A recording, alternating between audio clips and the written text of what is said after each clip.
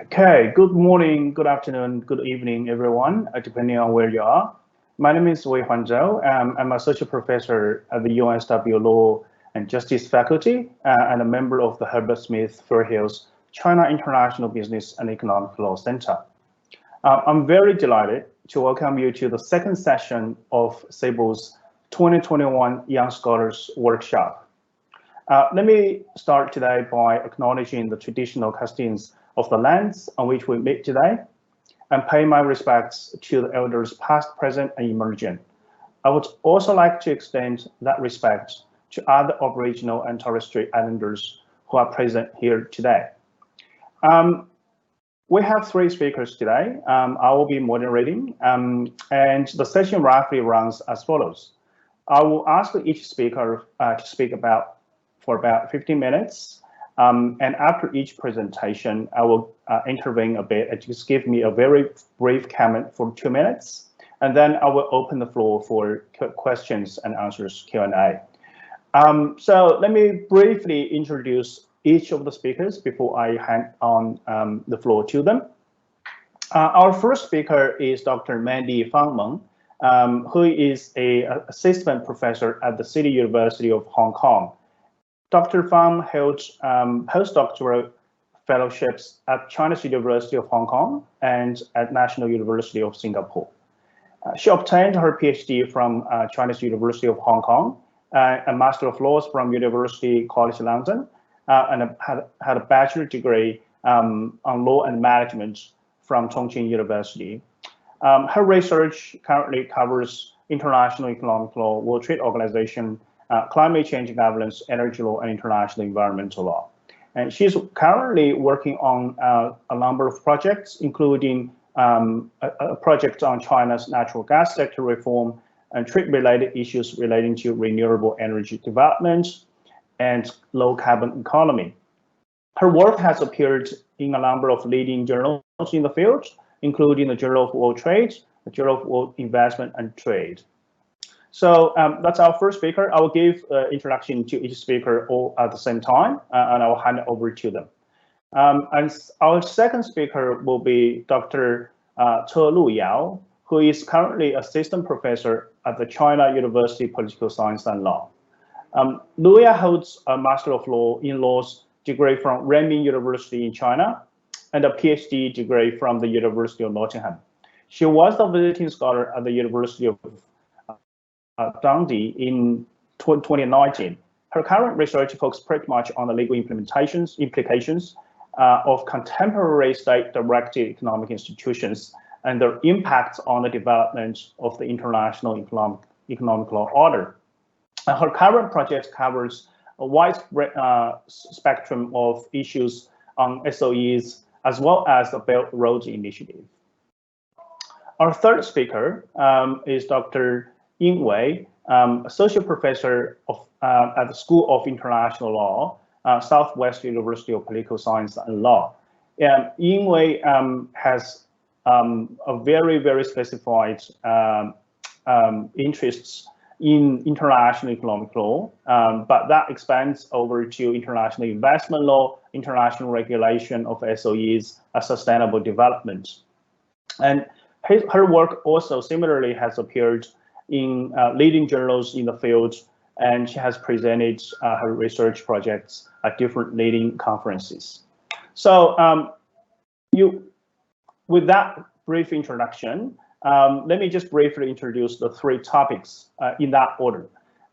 So Mandy will be talking about a very specific topic on the China's translation to the low carbon energy system and how that interacts with international trade regulation, particularly under the WTO. Luyao will be talking about the latest development of rules on state-owned enterprises under the EU-China Comprehensive Agreement on Investment, CAI. And Wei will be talking to us about a very long-standing topic, yet very, very current as well, about the developing country status of China, and more broadly, how that developing country status and differential treatment should be treated under the international trade regime. Without further ado, Mandy, can I please invite you to present your project? Thank you very much, Shell, for your introduction, and also I would like to thank CIBEL for the organization. It's my great pleasure to join the panel today and present a paper that I've been co-authoring with our chair, Dr. Zhou. So in this paper, we offer a comprehensive analysis of China's emerging practice in subsidizing the low carbon energy transition by using the new energy vehicle, the NEV sector, as a case analysis and discuss whether the WTO rules can accommodate Chinese subsidies. Why we focus on the NEV sector, the new energy vehicle sector, because this is an area that has been widely acknowledged as a single most important technology for decarbonizing the transportation, which is one of the most carbon-intensive sectors. And also the development of the new energy vehicles carry enormous export and employment opportunities that relate so closely with international trade rules. So that's why we focus in this sector. So before we move to main arguments, I would like to present you some statistics about the fast development of NEVs in China. So when could you give me the next slide? Okay, great. So as you can see in the slide I'm showing you right now, from 2015 to 2019, in merely 4 years' time, the sales of the Chinese electric vehicles and the production of Chinese electric vehicle experienced almost 3 to 4 times growth in such a short time span. So experiencing this rapid development, we would like to raise two primary research questions. The first one is, what kind of subsidies has China adopted to achieve this level of development? And then the following question is, will the WTO rules accommodate this level of subsidies? So given the diversity of China's NEVs, we would like to use a fresh framework for the analysis by dividing the NEV value chain into 3 segments: upstream, midstream, downstream. And then we discuss specific subsidies that are designed for each segment, because the subsidies that China has been using to support its NEV is so diverse, it's multitude. Therefore, we don't want to lump everything into the same basket. We want to divide them first and then analyze them under each different segment. So please, next slide, thank you.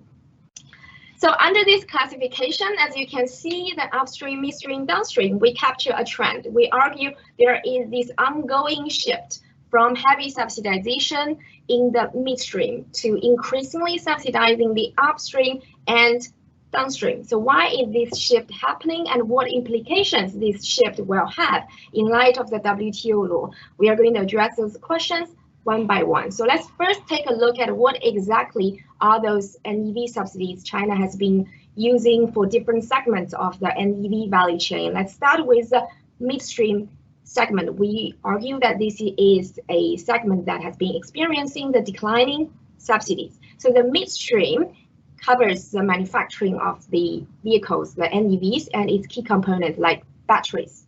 So China has traditionally been quite competitive in this midstream manufacturing, as you know, like in wind turbines, in solar PVs. China also has done a great job in scaling up its manufacturing capacity. And here the success is repeating itself in this NEV sector. So the manufacturing capacity in the NEV sector, in China's NEV sector, has been so rapid, as earlier the slide demonstrated.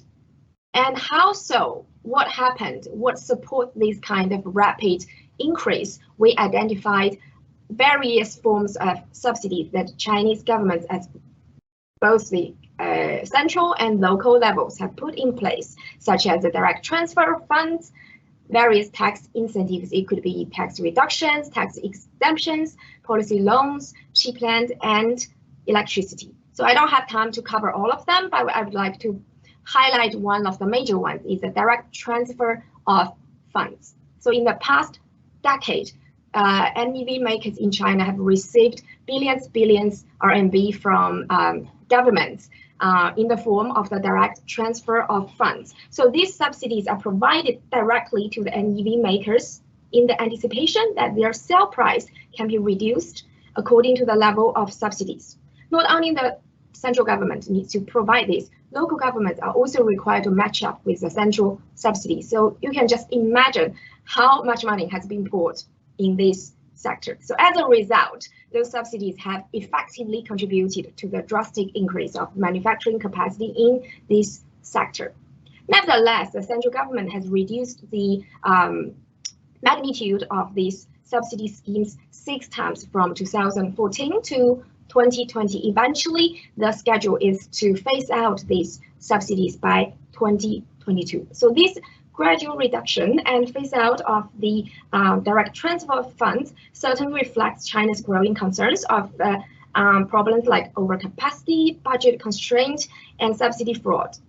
And also, we want to highlight there could be a secondary consideration, which is compatibility with the WTO rules, right? Because when Chinese manufacturers compete with the foreign counterparts in overseas market, which is not yet happening, but we expect that in the near future, Chinese NEV makers will go global, will export products to overseas markets. So at that stage, the use of manufacturing subsidies can easily create trade contentions that lead to disputes, as we witnessed in the solar PV sector. So that is another factor we need to consider why the government is reducing these subsidies in this sector. And the same phenomenon can be identified in the battery manufacturing as well. So that is a key component of the NEV, which used to receive sizable amount of subsidies. And some of those measures can be ostensibly discriminatory against the foreign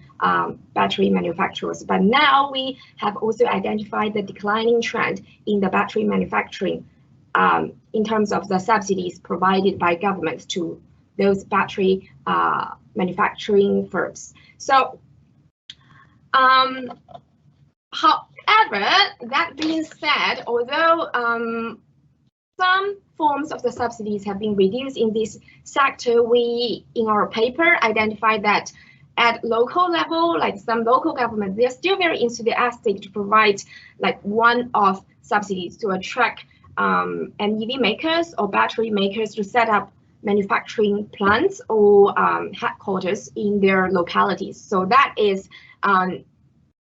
in that sense, those local level subsidies haven't shown a trend of declining, but still we argue there is this noticeable shift of reducing subsidies. And in contrast to the declining subsidies in the midstream segment, we also argue that there is this increasing trend in the upstream and the downstream. So first, let's talk about upstream. This is about R&D, and China in this sector, in this aspect, is not very well developed. Therefore, there is an imperative for China to catch up, to achieve technological independence, to achieve the superiority in this area. So for the R&D subsidies, in our paper, we, by investigating those government documents, we argue that although at the early stage, it was mainly the central government that provided subsidies at a relatively small scale to drive up, to push the innovation. A few years later, an increasing number of local governments joined in this match as well. Like they poured money into the R&D to encourage the innovation. So we have the fiscal awards, we have tax incentives like tax exemption, tax reductions for NEV makers that can conduct innovation and research activities. So all of these measures, we argue, are expected to continue to grow in the future because this is an area that has attracted policy priority and will remain so in the foreseeable future. So, but we want to, but we are still a bit concerned that although some of the subsidies, they are titled, they are defined as R&D subsidies, in reality, they might be misused by NEV firms to achieve other objectives, such as scaling up the production instead of achieving technological breakthroughs. So that is the issue that we highlight in this paper, and we would like to address that. We think it should be addressed. So upstream is experiencing the increasing subsidies, and now we talk about the downstream, this is also a segment that has been experiencing the increasing policy priority and the increasing subsidies from Chinese central and local governments. So what is downstream segment? It refers to the development of infrastructure to deliver new energy vehicles to customers. Therefore, on the one hand, it includes the construction and maintenance of infrastructure. On the other hand, it also comprises the stimulation of consumption to create a market. So first, in the infrastructure sector, like the development of the charging facilities, this is critically important for any market that wants to build a sizable market for NEVs. You need to have the charging facilities. And unfortunately, in China, it wasn't. Chinese government didn't pay enough attention at the first stage, but now it certainly has realized the imperative to expand the infrastructure. So the subsidies in this sector we identify are those like compensation for construction cost of charging infrastructure and physical support for installation and maintenance of charging facilities, and the preferential utility rates in order to bring down the electricity cost. So all of those various forms of subsidies are likely to exist in the future because, again, this is an area that has been largely underdeveloped, yet critically important. And if you look at the 14th five-year plan, the new infrastructure plan that China has recently announced, has recently passed, and then you will also agree with us that this is an area in the coming decades, in the coming years, certainly will remain the policy priority, and also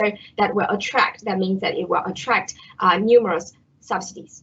So besides from the infrastructure, the other component of the downstream segment is consumer markets. And for consumer markets in China's case, we further divide it into two subsectors. One is government procurement and the public purchases. The other is about the private purchases. And for the public purchases, it's mainly about the government procurement, like mandating how much, what is a percentage of the NEVs that should be contained in the, oh, thanks for the reminder of the time. So like the government purchase share, and then for the private ones, it's about the private consumers like you and me, what incentives we can get to purchase the NEVs. So I just want to briefly mention, like for the private consumer consumption stimulation, we have measures like tax incentives, like the tax reduction, tax exemption, like the registration tax, purchase tax. Those can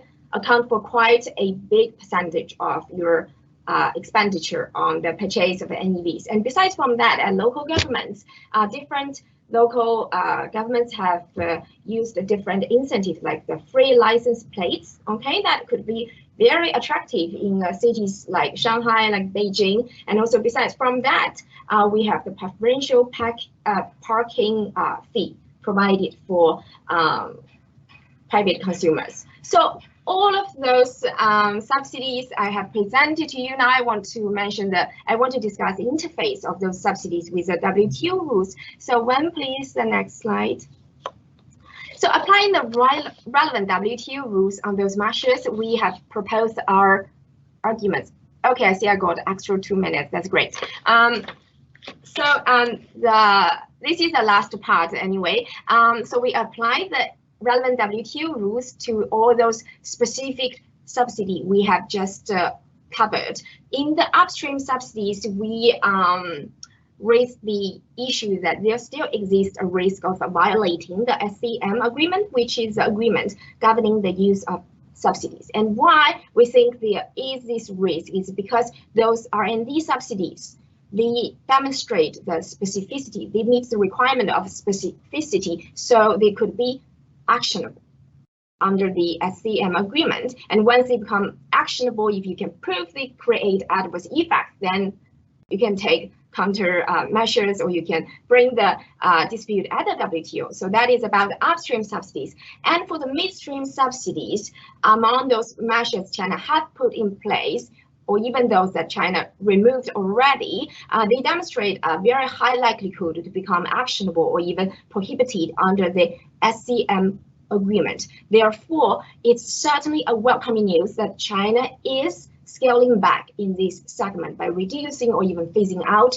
those ostensibly discriminatory or problematic subsidies. So that is about the midstream. And then we move to the downstream subsidies. Our argument is that for the infrastructure subsidies we covered in the past, they can be quite safe because first of all, this infrastructure is general, it's not specific, and also it's service oriented. It doesn't involve that much trade in goods. So that is quite safe at the current WTO rules and jurisprudence. And then the government procurement is likely to be also exempted by means of the GATT Article 3.8a. And since China is not a party to the GPA, this agreement, so it would be quite safe for China to make use of the government procurement to boost the NEV manufacturing and to expand the domestic market. And then for the consumer subsidies, also it could be quite hard to challenge under WTO. In other words, it could be safe to use because the consumer subsidies are not specific. It is relatively on a general scale. However, if you attach requirements like the consumers could only buy locally produced NEVs, locally produced batteries, then it would be problematic. Again, this just proves that the devil is in the detail. So you need to get into the specific design and implementation of those subsidies and analyze how they would be defined by the WTO. So again, we argue that this shift, this ongoing shift away from the midstream to more in the upstream and downstream reflects the evolution of China's industrial policy goals and China's economic considerations, and also China's concern of violating the WTO rules. China tried to maximize its compliance with the WTO, however, only to the extent that this will not unduly restrict China's capacity to develop its NEV industry. And on the other hand, the following question is, despite of this shift, will China be safe under the WTO? Probably still not, because the existing WTO rules and the jurisprudence still will create hurdles for countries to deploy R&D subsidies, to deploy those research and development subsidies. So, and how to solve this problem, we think it's up to the multilateral negotiation or plurilateral negotiation to change the rules. And until then, we remain skeptical that the existing WTO rules provide sufficient policy space for countries to achieve green recovery to build back better. So thank you for listening. I think I'm running out of my time. So I here conclude my presentation. Thanks. Thanks, Mandy. That's fantastic. And I think you are actually on time. And thanks for mapping out a very, very fresh and dynamic changes in China's subsidization strategy in using the NEV sector as an example. I mean, since I'm a co-author, so I don't really have any specific comments, but I think it's useful to change my strategy and approach a bit by basically asking the questions I think I'm going to ask you in a Q&A, so that you have some time to think about it. So I will do that for each of the speakers as well. You don't have to answer the question now, but I think we can start with your answers to the questions in the Q&A. So my question to you, Mandy, is that your presentation stopped at the WTO, the possibility of China's NEV subsidies to be challenged under the WTO rules. My question takes that a step further, right? So assuming there is a WTO dispute over China's subsidies for the NEVs or any of the green-related sectors, all right? So let's just say the research and development subsidies, right? R&D subsidies, which is quite widely used by many economies, and China loses, right, in the dispute. How do you think China might respond to the WTO ruling in terms of compliance and implementation? I think that's the end game, right? So how effective the WTO rules could be in terms of inducing China to use the WTO consistent subsidies, and on the other hand, how China may continue to make changes to subsidization right? And on the flip side of it, and it's also a major issue, as you mentioned, is how much flexibility the WTO rules provide for countries' green recovery. All right, I leave with you that question. Now, let me turn to our second speaker, Luyao.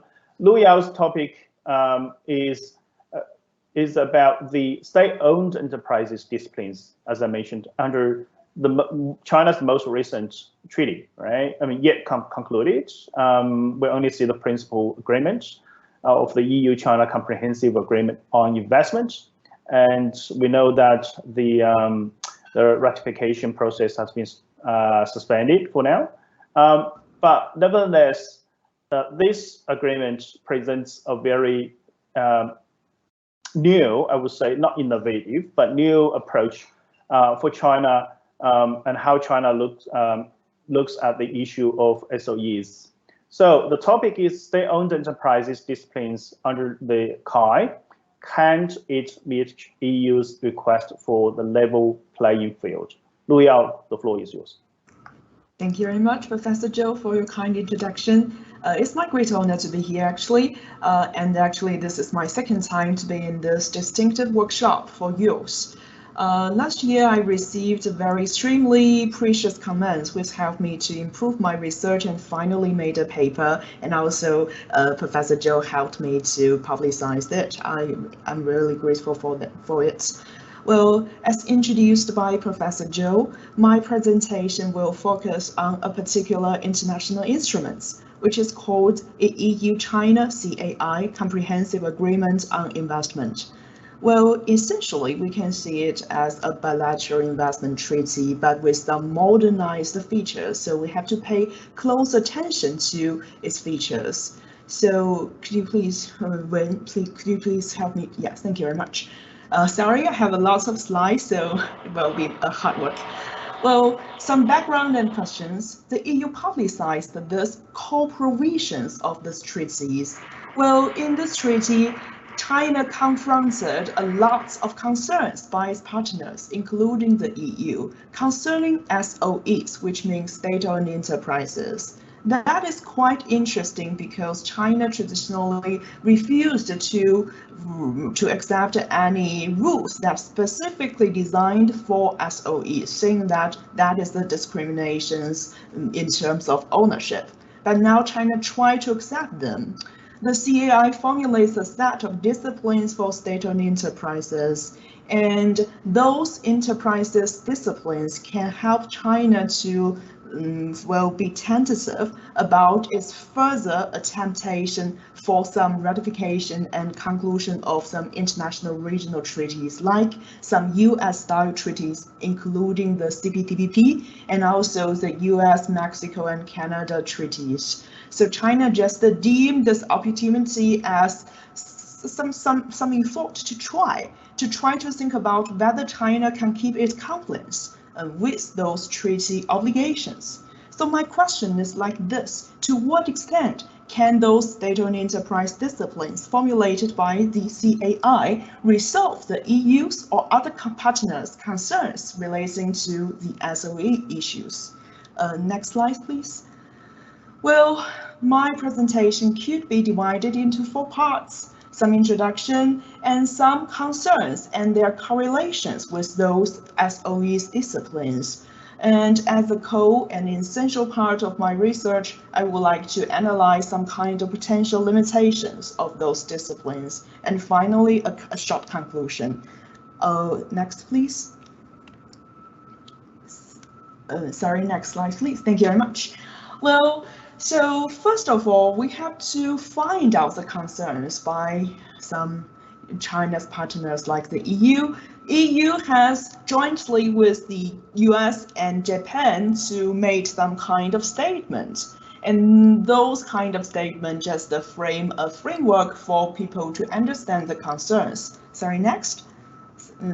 And then also the EU solely did a lot of things like to propose some modernization proposal and to just make some white papers. The white paper is entitled On Leveling the Playing Field as regard foreign subsidies, and such white papers now have already been incorporated into regulations. Okay, next please. So we can have such a whole picture relatively. So having SOEs and maintaining SOEs for the EU is by itself not a sin. It's not something wrong because EU also does that. But the problem is that once those SOEs clearly have some state background, when they invested outside or when they traded with some foreign markets, that will be some concerns because the state-owned enterprises, they could be highly coordinated. They are sharing the same for ultimate shareholder, which is the state. So they could be highly coordinated and they could be strong, they could affect the prices, and they could repress the market. And also the SOEs can accept some benefits from the state. That is not something new, but SOEs can receive those benefits without notified the public, because those kind of benefits can be granted in a hidden way. So a state can create some favorable conditions and SOEs can gain some like input and some financial services through very hidden ways. And even though the state can give nothing to the state-owned enterprise, the state-owned enterprises can still be benefit from its background. Why? Because your ultimate shareholder is the state, and if I traded with you, I know that you have some credits, and I know you would pay me because the state could pay you. So such a relationship, such an independent relationship will benefit state-owned enterprises as well. So finally, SOEs have high possibility to be unfairly advantageous in the international competition. So those are the concerns by the ECAI. And next, please. So that is the starting point for the EU to formulate some kind of special rules for China. But we may also question, as the EU has also some kind of state ownership, so doesn't it matter? Because EU also doesn't wish to be strictly restrained by rules, right? But the problem is that the EU's investment inside China is relatively low concerning state ownership. Let's make such a comparison. There's nearly no state-owned enterprises investment from the EU to China. So next, please. Next slide, please. But in comparison, we can find that China's investment into the EU, regarding them, state-owned enterprises are relatively higher than, so much than the EU. And next, please. Yes, and here is also a very interesting characteristics, which makes China's investment inside EU are more strategic. Strategic does not mean that some goes for the state purposes, but just means those investment is a transplant from the core undertakings of the home country. So I'm trying to extending my core competitiveness into another country rather than purely for financial purposes. So strategic is the contrast to financial. Okay, next, please. Yes, and also China's investment is growing. Sorry, I will skip this one.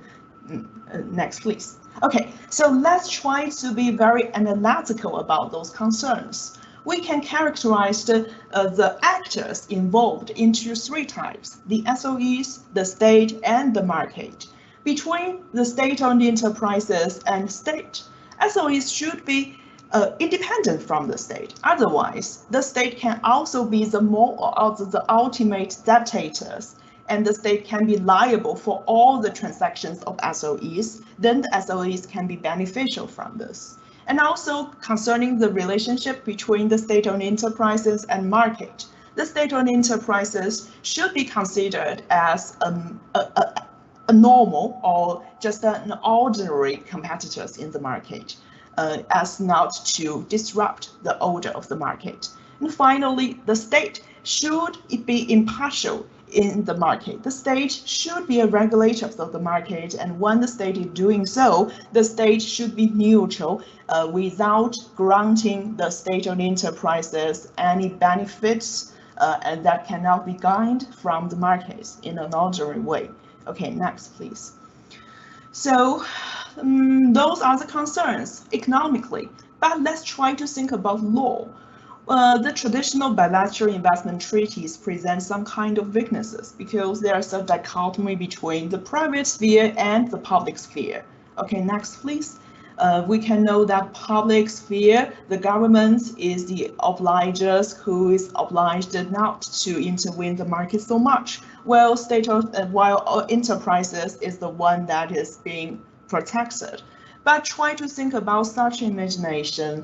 This is not exactly true, but those are the conceptions by the EU's legislator. So they just image the China's market as a whole. There's no clear boundary between the private and the public. Once the state-owned enterprises invested in other countries, they are treated as purely private. Well, when the regulators, when the state from the host country wish to regulate the state-owned enterprises, they are conversely regulated by bilateral investment treaties. So state-owned enterprise have vast freedom, while the state does not. So that is a weaknesses composed by the EU. Next slide, please. And according to another situation, when China is the hosting country, there are some investors, private investors from other countries, they could invest it in China, and some kind of state-owned enterprises will conclude some contractual relationships or just have a partnership with those foreign investors. Then the state can use state-owned enterprises as the extension to regulate the investors and their investment. Well, the state-owned enterprises are not bound by the BITs, the bilateral investment treaties, but SOEs are free, so they can help the host country escape from their liabilities under the BITs. So traditional BITs may have some limitations regarding their dichotomy between the private and public dichotomy. That is why the EU tried to craft some kind of modernized treaties and modernized norms. So we have already have the conception that both economically and political or legally, the EU have some concerns concerning the SOEs. So next, please. Yes, so the core parts of my presentation is regarding the disciplines and their correlations with the concerns I just formulated. So next, please. Okay, this page for me is very important because it established the framework for us to comprehend these concerns and their correlations about the rules designed for SOEs to comply with. So firstly, we can find those three relationships types on the left. Between the state and the market relationship, well, the rules are designed for disciplining SOEs commercial activities so as to require them when they try to undertake some kind of commercial activity, they have to behave as a normal market actor. And on the second side, there are some relationships regarding state and state-owned enterprises that mainly focus on the independence about state-owned enterprises. SOEs should be legally independent, and they should not be utilized as the tools for advancing state strategy. So they are not used by the state as the tool for some political or regulatory purposes. Finally, there's some relationship between state and the market. So the third category can be recognized as the traditional concerns about competitive neutrality. The state should be a neutral regulator without granting the state-owned enterprises with particular benefits, just because they are state-owned. Okay, so please bear in mind, I back this because this is very important framework. Yeah, so The structure of the provisions in the CEI that concerns SOEs can be just four provisions. That is quite simple. And the core disciplines can be observed in provisions number 3, which is about non-discriminatory treatment and commercial considerations. So accompanied by disciplines about transparency, because transparency is important for the other party to recognize whether there's some non-performance about the obligation of provision 3. And also there are some preconditions for the implementation of provision 3, which is about the definition and scope. So next slide, please. Okay, so thank you. And let's go inside strictly to commercial consideration, which can be observed in Article 3B, 3A, I. And sorry, it's not I, it's just one. Okay, so each party shall ensure that its covered entities. Here I have to explain the term covered entities just means state-owned enterprises. China used such a word to avoid some discriminations against public ownership. They just wish to ensure that the neutral languages is used in this text. Okay, so each party shall ensure its state-owned enterprises when engaging in commercial activity act in accordance with commercial considerations in their purchases or sales of goods or services in their territory. Okay, so there are some exceptions about public services mandate. Yes, please. Yes, please. Next. Okay, I'll skip this one due to the limitation. Please, next one. Okay, so there are some other exceptions. Those obligations only apply to some specific. It's not applied to some specific circumstances, and those circumstances will be excluded. Next, please. Okay, so. Okay, sorry for that. And skip this one, please. Yes, we find all the activities behind state-owned enterprises can be categorized as the two types. One is about commercial activities, and another is about public services. Once SOEs are undertaking commercial activities, they should be bound by the requirement of commercial considerations. Well, when they are doing both activities, they should be subject to the requirements of non-discrimination. Why? Next, that is quite important to my explanation. Sorry, next, please. Yes, because there are different underpinning rationales behind those two obligations. For commercial considerations, is to govern SOEs and market relationships. Okay, sorry, I'll pay attention to time. Okay, and for commercial considerations, for non-discriminations, it is to forbid the state from granting particular benefits to SOEs. So it cares about the independence. So there's different rationales behind non-commercial commercial consideration and non-discrimination. Okay, so next, please. I'll skip this one. Yes, let's do a structural analysis. Well, requirements for commercial consideration is to govern the relationship between state-owned enterprises and the market. Well, the requirement about non-discrimination is to govern the relationship between the state and the enterprises. So there's something also missing, the third one, which is about some commercial assistance requirement. That is very typical in the US-styled relationship that will be governing a state-market relationship. Okay, next, please. Okay, I will not go deeply into this section, but I will just say my conclusion. Okay, we always think that there's non-commercial assistance provisions absent in this CAI, but the problem is that the US would like to do it like trilaterally or multilaterally, but instead the EU wish to do that just unilaterally to preserve some kind of regulatory powers directly against those kind of foreign subsidies to ensure the state will not grant benefits to market entities. And could you please just skip to the end of my conclusion? Okay, next please. Yes, sorry for using so much time. Okay, then. Okay, this is this page. So my conclusion is like this. So SOE's disciplines can be categorized into different types. They are correlated to different types of concerns. And the introduction of like foreign subsidies regime is an alternative to the non-commercial assistance clauses.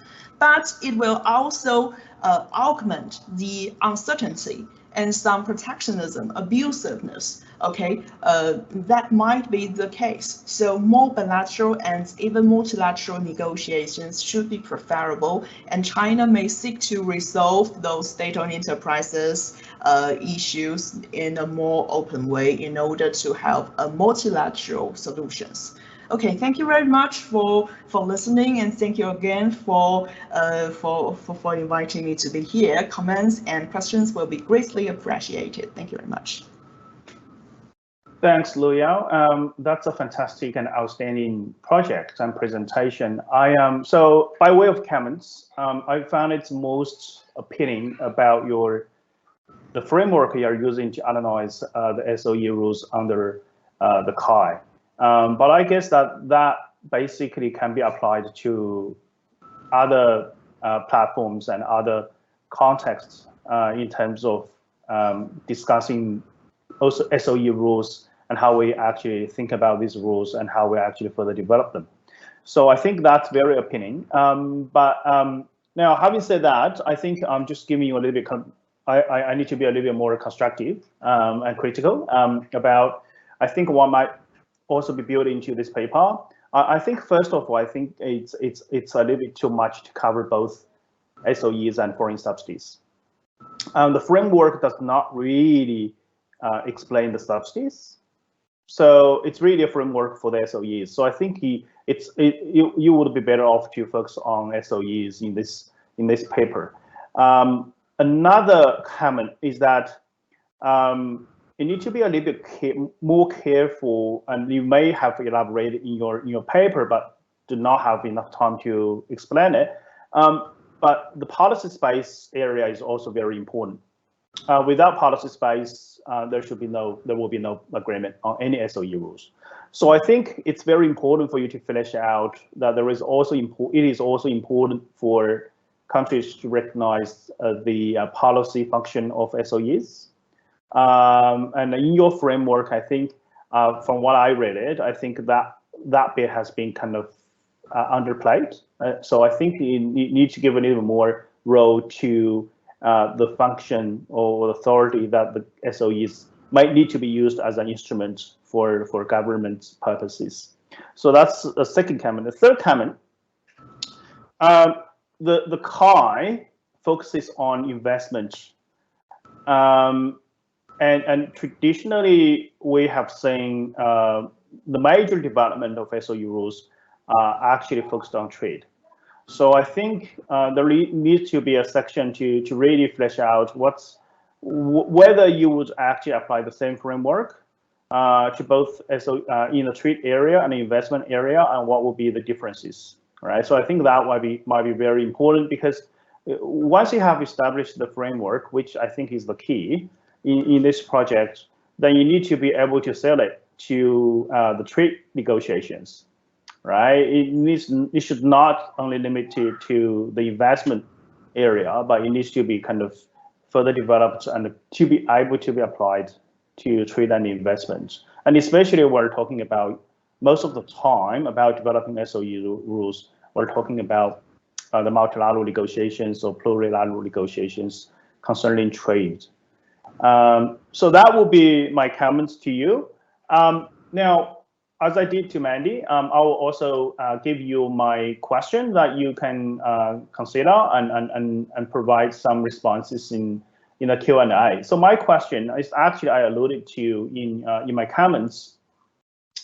I think the more important question to ask, perhaps a more kind of broad question, is what is China's position on further negotiations of disciplines on SOEs at the multilateral level? So, for example, at the WTO. And as you said, China has never agreed to, or has been very reluctant to agree to any SOE disciplines in trade agreements. So, I mean, from what I understand it, COI is perhaps the first that China has actually agreed to some SOE rules, right? So what will be the implications that China agreed, at least in principle, to accept some rules on SOEs under the COI? But you also need to bear in mind that COI is limited to investment. So whether China's intention to agree to COI would actually be extended to a broader negotiations under WTO or under other plurilateral trade agreements. So I leave that question to you.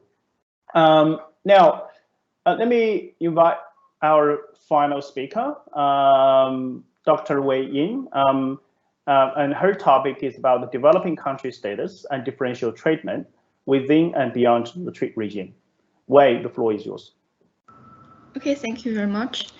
Good morning, good afternoon, and good evening, everyone. It's my great pleasure to speak at this panel. Thanks for our moderators and organizers of CIBEL Young Scholars Workshop. The topic that I intend to share today is related to developing country status and differential treatment. However, this presentation is based on a research project that I worked as an investigator. It's more than the issue in the WTO regime, but also from the perspective of global governance. Actually, the developing country status involves the enjoyment of rights, assumption of obligation, and also the discourse power, capacity building, and development needs. Now, how to determine the status of developing countries and what rules or standards can be used to determine them is not just only a theoretic issue, but also a practical problem that needs to be resolved. And when please turn to next page. Yes. And in recent years, developing country status has become a focal issue that cannot be ignored in trade and also climate change negotiations. There are several reasons affecting developing countries' views towards the enjoyment of rights, distribution of obligation, and assumption of responsibility. For example, the increasing economic contribution made by some developing country and also we call the emerging economies lead to their call for increasing discourse power, while the technology and the digital divide attribute to some countries call for maintaining the preferential or differential treatment. On the other hand, the dilemma of domestic policy and decreased comparative advantages in global value chain results in developed countries' tendency to require the redistribution of benefits and reciprocal treatment. The debate on, please turn to next page, thank you. The debate on status mainly derives from the understanding of the notion of development and also the differential treatment a developing country can possess. Since the development needs, status, and also the treatment are interlinked, and the status is usually regarded as the qualification for treatment. This made the status always and usually be mentioned when discussing whether a country should enjoy certain kinds of treatment. And the development dimension and preferential treatment are reflected in WTO regime and other areas. However, the biggest controversy remains in the WTO reform negotiation, in particular special and differential treatment. Next.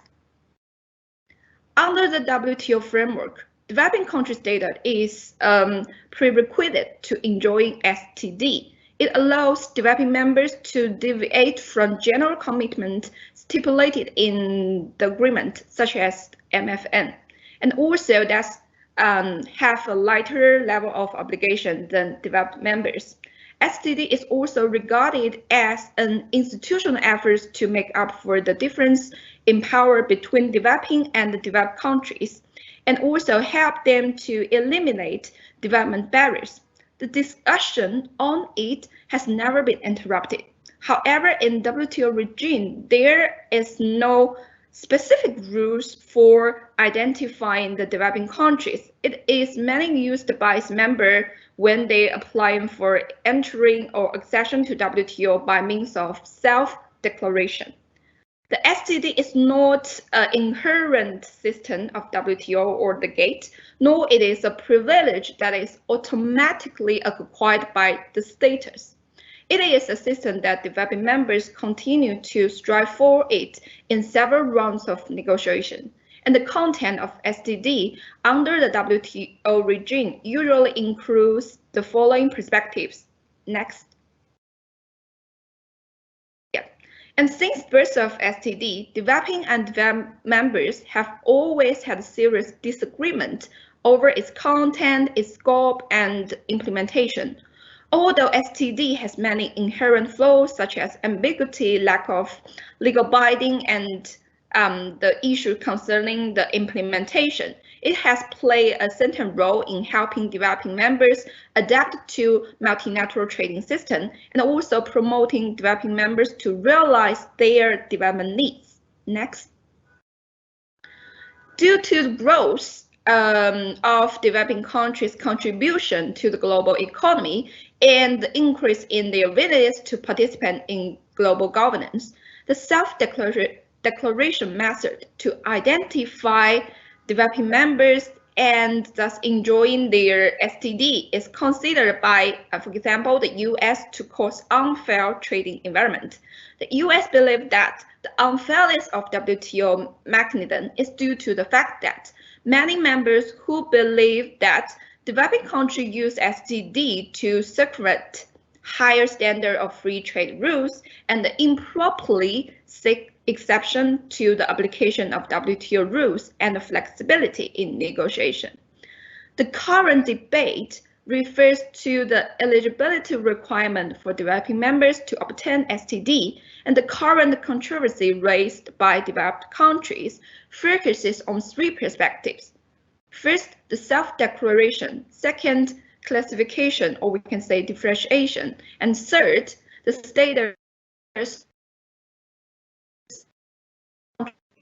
It can be seen that under the WTO framework, the status has become a key point of the divergence in the SDD debate. This status as a qualification for SDD has become a starting point for developed countries to redefine the identification method or rules or standard.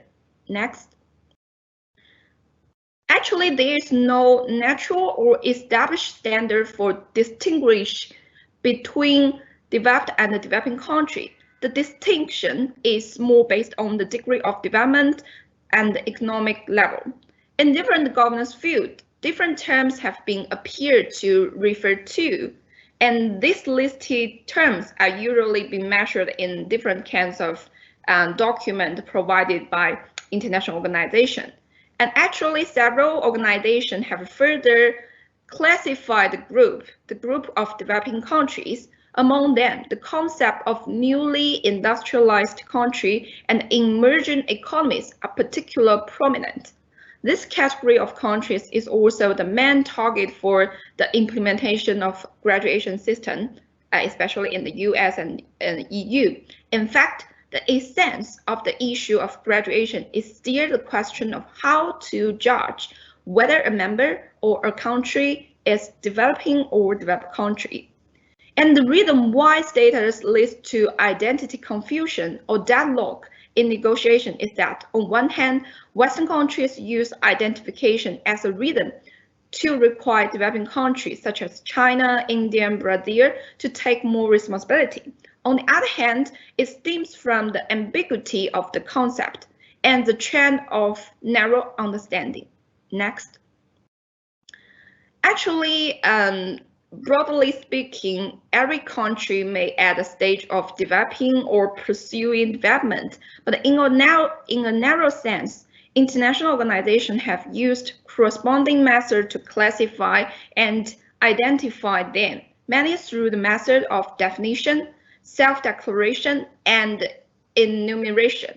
From the perspective of utility and implementation, although the merits of three methods can be appreciated, and they all have their own shortcomings, and due to the time constraint, I will not discuss it here. And on the basis of identification method, some international organizations have selected elements or indicators that define developing countries according to their functions or for further classification of these countries. GNP, GNI, GDP are used as the main indicators to measure the level of economic development of a country. Although the type of indicator is one of the most convenient one for comparing the development status of various countries, it does not describe the whole picture or the reality of a country, especially when considering whether a country is eligible for preferential treatment. Okay. Oh my God. Okay, please turn to next page. Actually, this research argues that more specific indicators can be used in the judgment of economic development, but these indicators are not used to judge the overall picture of the development, nor are they used as rules for judging the status or the identity of developing countries. And identity actually is a basic element that determines a country's position, interest, and way to realize its interest.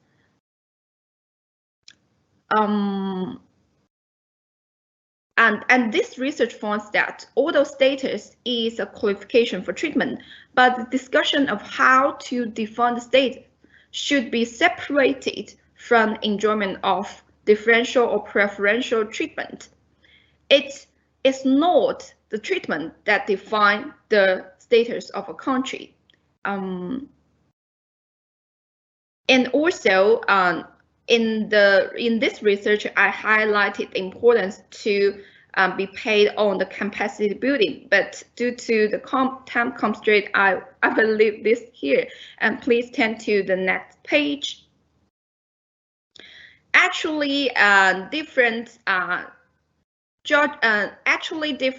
WTO members proposed their plans to define the developing country status and also whether a country can enjoy the STD.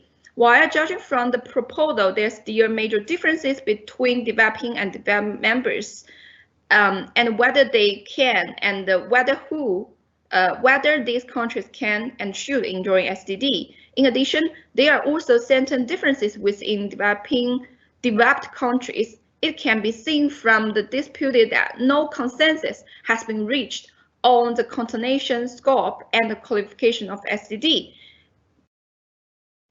Please turn to next page. So actually, how to address this issue, the research proposed the following suggestion. And concerning the developing country status, it is hard to define a country's status by selected economic indicators. The status has legality on the WTO regime or other areas based on negotiations. Capacity building should also be considered when determining a country's status, and the distribution of obligation and assumption of responsibility. And some countries claim that the notion of development is too broad under the WTO, and also some scholars argue that the development issue should be addressed by the UN rather than WTO. However, this research suggests that development needs or development dimension should be considered in WTO negotiations. Actually, it was also the main topic of Doha round that intend to achieve. The development needs capacity building have been considered in WTO regime and also in the regional FTAs. Actually, it is hard to define a country's status, so that the focus should be paid on the treatment that members can enjoy or possesses. This should depend on negotiation or on particular market concerning specific negotiation. Please turn to the final page. This one, yes. No, the last one, yes. And there are also discussion concerning whether the TFA can become a pragmatic approach. But I think this may a very good start point, and can be one of example to address this issue, but might not be the final approach to address the current issue. Here concludes my presentation. Thank you very much. Thanks, Wei. I guess there has been very few studies or comprehensive studies on this topic, and there has been even fewer studies on a broader approach to developing country status and special and differential treatment. And some of the studies, shortcomings are really focused on China or other countries. So I think that there is great value in this project.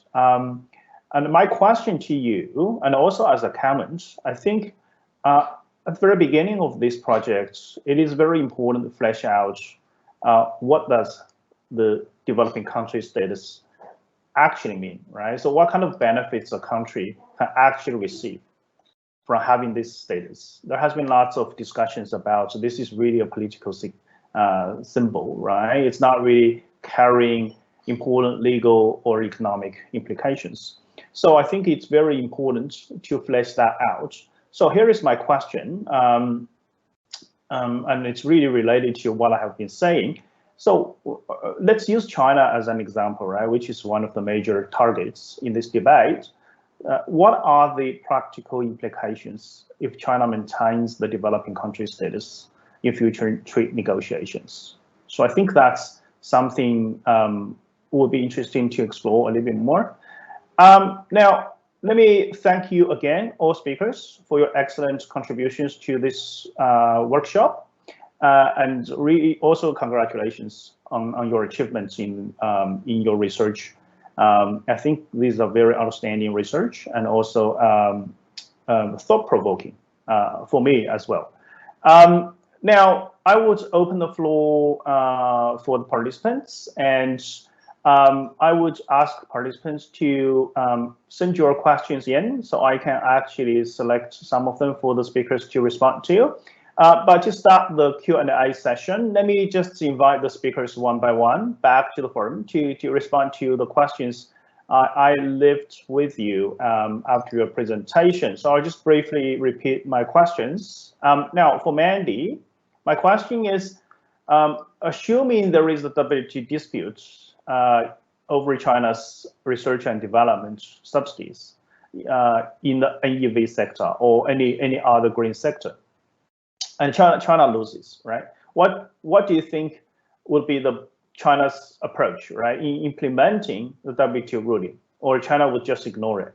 Thank you, Chair, for your great question. So I will approach your question with the perspective on the NEV sector again. So in our research, we identified those R&D subsidies that China used to support the NEV sector, like fiscal awards, tax incentives. The majority of them are still quite specific, which means that they are only given to a limited amount of companies, like NEV, mostly NEV makers, for them to conduct the innovation activities and research activities. So in that sense, it meets the specificity requirement of the SCM agreement of the WTO, therefore it could be actionable. So facing this issue, I guess the best option right now for China is to reduce the specificity of the subsidies, to make it less specific, more general.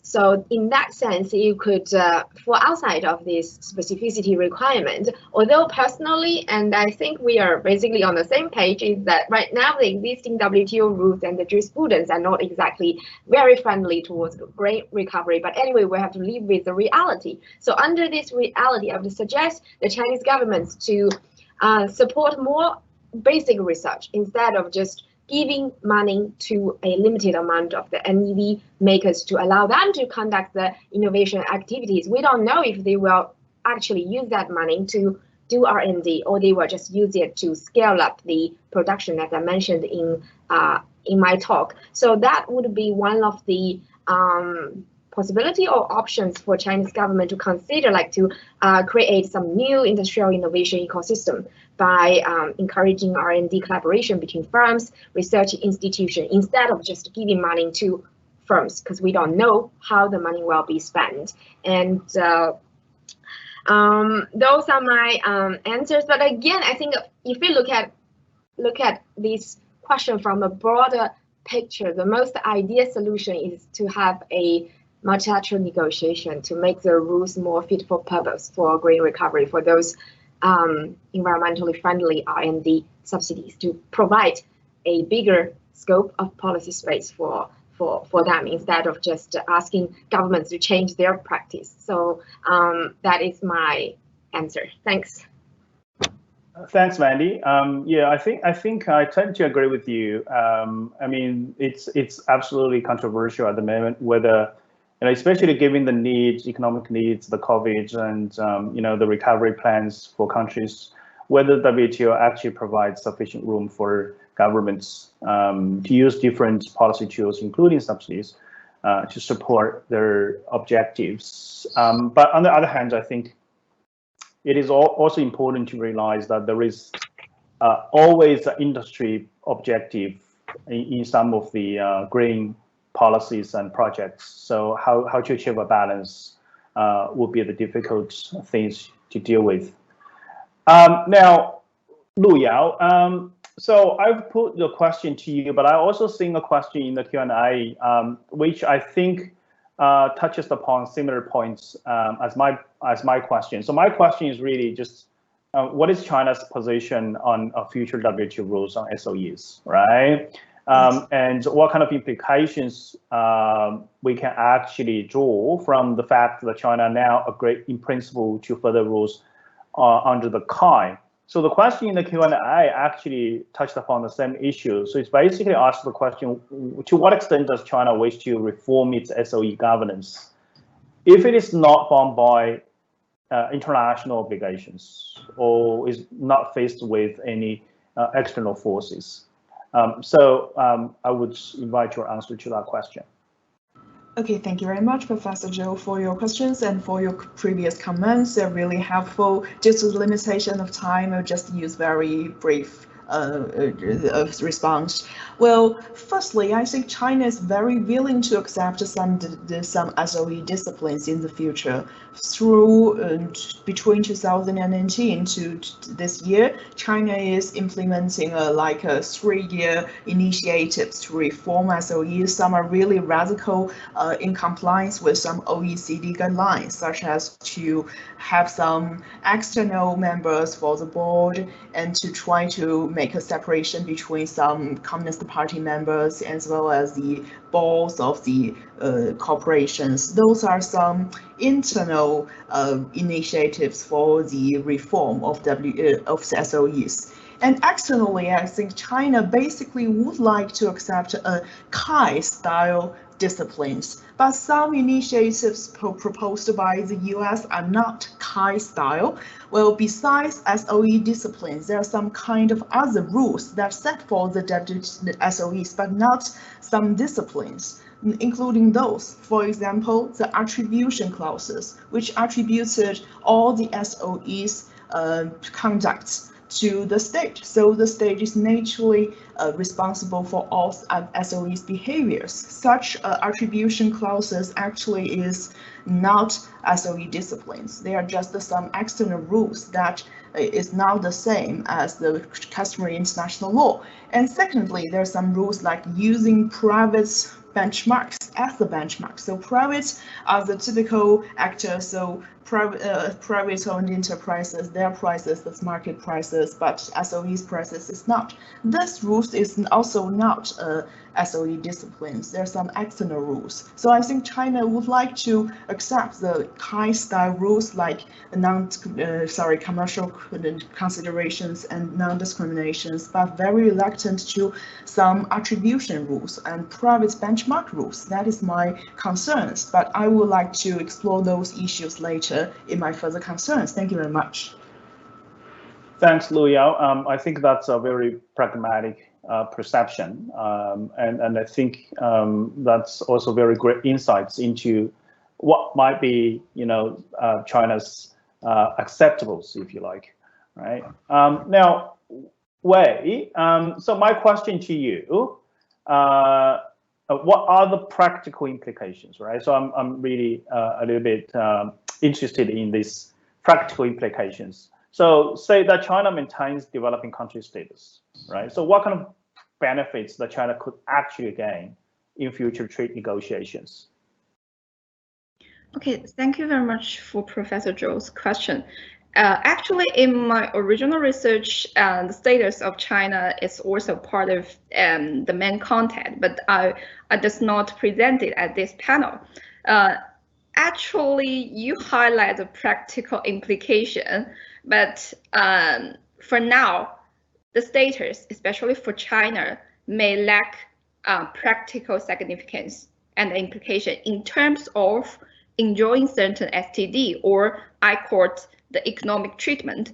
But as you mentioned before, it has very important political significance. And in my research, particularly from the perspective of the right to speak, the discourse power, and also the capacity.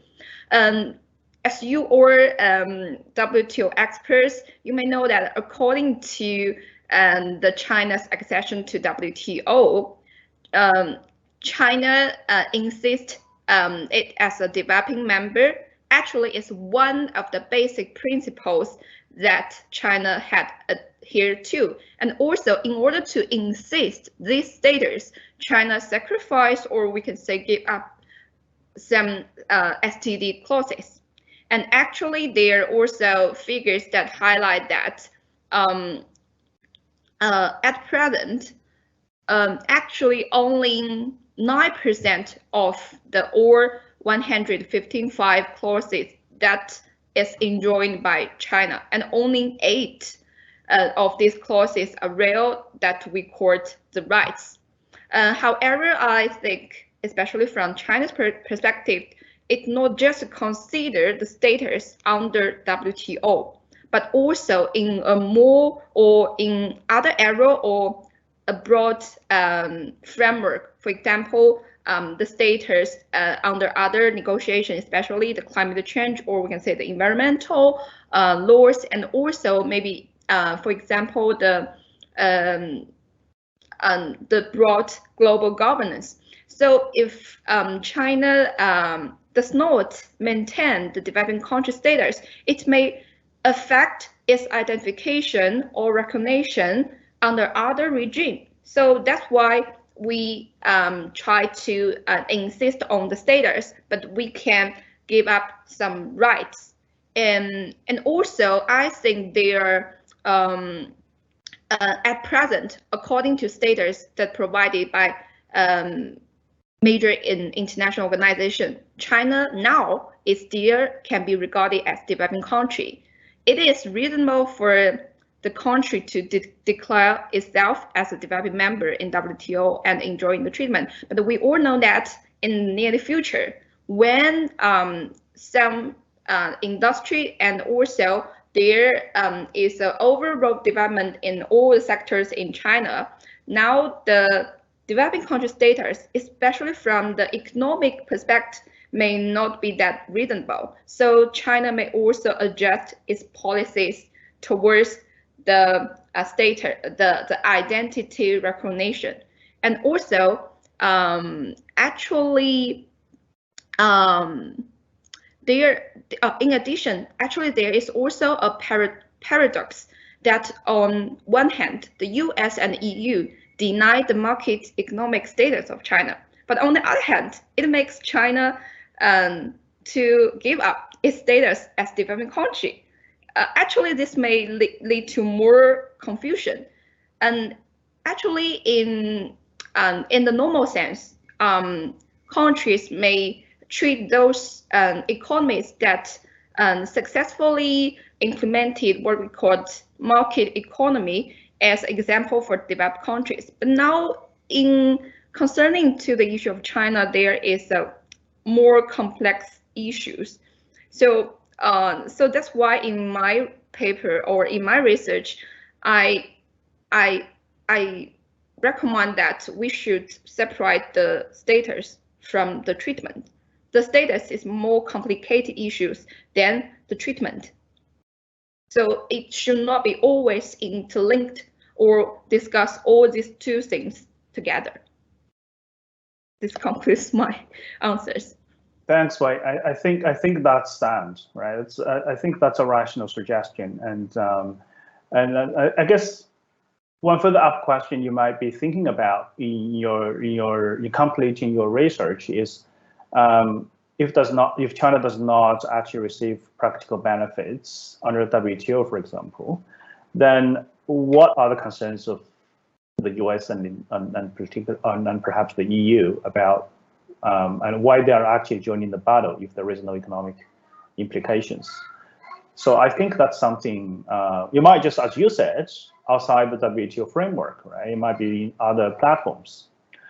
Okay, now I actually have another question put in by Dr. Alam, I think. And the question is, should we require the WTO reforms to compromise the future situations? Now, let me turn that question a bit, right? Let me turn it into a concluding remarks for each of you, right?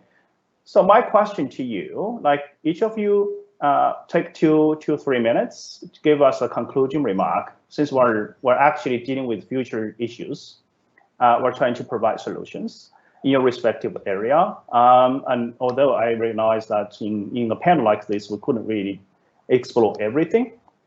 But from your perspective and in your relevant research, what do you see the most important reforms that the international economic legal order, now not necessarily limited to the WTO, right? I think understand that way you're coming more from other side as well. So what the most important reforms are required under the international economic legal order for the future? So just treat this as your concluding remarks. Right? Mandy? Thank you, Chair. For me, given my research interest, I would argue that right now the imperative for the WTO is to reform the subsidy agreement to make the rules more fit for purpose in light of the green recovery. They need to build back better to create sufficient policy space for R&D subsidies for those green subsidies, particularly those used to support the green technologies like NEV, like solar panel, like wind turbine, those really climate friendly and environmentally friendly technologies to allow governments to use a bit more subsidies to support it until the point that they can compete with the fossil fuel, where the fossil fuel counterparts. So that is one that in my mind. And the second one is a bit irrelevant to what I'm talking today, but I feel it's also very important is to curb the use of trade remedies in those areas as a other side of the coin. On the one hand, you give space